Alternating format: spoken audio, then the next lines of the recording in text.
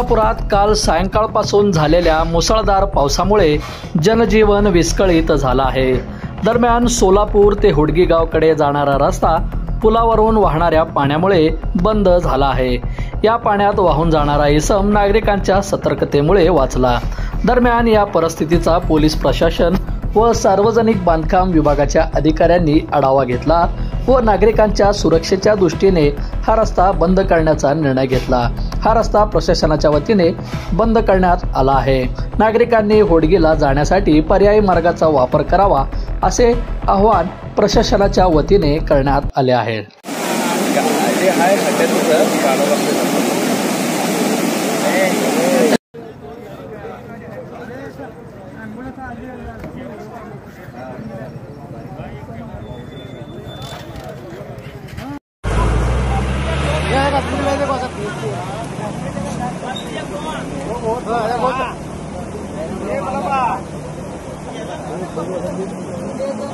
Ya